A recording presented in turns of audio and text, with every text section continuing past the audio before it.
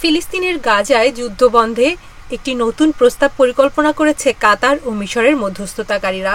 Israel ও হামাসের সঙ্গে সংশ্লিষ্ট একজন ঊর্ধ্বতন কর্মকর্তা ব্রিটিশ সংবাদ মাধ্যম বিবিসিকে এই তথ্য জানিয়েছেন।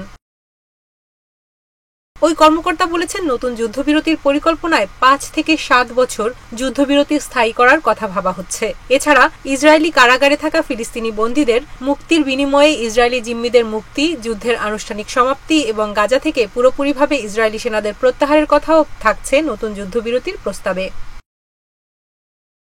বিবিসি জানিয়েছে, নতুন যুদ্ধবিরতি নিয়ে আলোচনার জন্য হামাসের জ্যেষ্ঠ নেতাদের একটি প্রতিনিধি দল শিগগিরই কায়রো যাওয়ার কথা রয়েছে। তবে ইসরায়েল এ বিষয়ে এখনো কোনো মন্তব্য করেনি। কায়রোর আলোচনায় হামাসের প্রতিনিধি দলকে নেতৃত্ব দেবেন সংগঠনটির রাজনৈতিক কাউন্সিলের প্রধান মোহাম্মদ দরবিশ এবং এর প্রধান আলোচক খলিল আল হায়া। 1 মাস আগে গাজায় ইসরায়েল নতুন করে বোমা হামলা শুরু করার পর সবশেষ যুদ্ধবিরতিটি ভেস্তে যায়। যুদ্ধবিরতি অকার্যকর হওয়ার জন্য হামাস ও ইসরায়েল একে অপরকে দায়ী করেছে। এদিকে গত শনিবার ইসরায়েলি প্রধানমন্ত্রী বেনিয়ামিন নেতানিয়াহু বলেছেন, হামাস নিশ্চিহ্ন না হওয়া এবং জিম্মিদের ফিরে না পাওয়া পর্যন্ত যুদ্ধ চলবে।